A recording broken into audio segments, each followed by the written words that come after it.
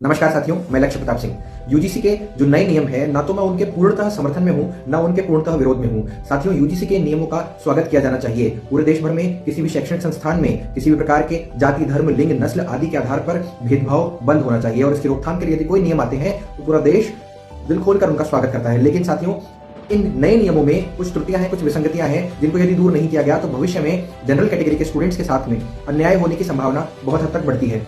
साथियों, मेरी सरकार से यही गुजारिश है कि सरकार तुरंत इन विसंगतियों को संज्ञान में ले और इन पर अपना स्पष्टीकरण दे और नियमों में परिवर्तन करे, संशोधन करे।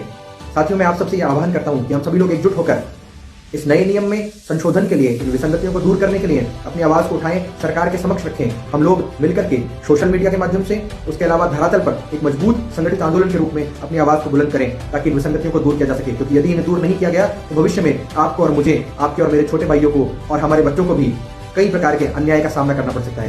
साथियों, हम सब लोग इस लोकतांत्रिक देश के नागरिक हैं और सभी को अन्याय के विरुद्ध लड़ने का, अपनी आवाज को उठाने का, अपने हक अधिकार के लिए न्याय मांगने का पूरा अधिकार है। इस नए कानून का उद्देश्य भले ही बहुत अच्छा हो, समाज में फैली किसी भी प्रकार के भेदभाव जैसी बुराई को दूर होना चाहिए, लेकिन इसमें जो विसंगतियां हैं उनके माध्यम से ये भेदभाव की खाई समाज में और बढ़ेगी। इन नियमों के कारण शैक्षणिक संस्थानों में तनाव की स्थिति उत्पन्न हो सकती है। हम सबको एक परिवार के रूप में संगठित होकर इस आवाज को उठाने की आवश्यकता है। हम न किसी जाति का विरोध कर रहे हैं, न किसी वर्ग का विरोध कर रहे हैं, न किसी पार्टी का विरोध कर रहे हैं। हम केवल अपने न्याय, हक और अधिकार के लिए, सामाजिक समरसता को सुनिश्चित करने के लिए, जातिगत भेदभाव की खाई और गहरी ना हो और बड़ी ना हो, इसकी रोकथाम के लिए हम सब लोग इस आवाज को उठा रहे हैं। किसी के साथ, किसी कम्युनिटी के साथ में अन्याय ना हो, इसके लिए हम इस आवाज को उठा रहे हैं। साथियों, मैं पुनः आप सबसे करबद्ध निवेदन करता हूं कि इस लड़ाई में हमारा साथ दें।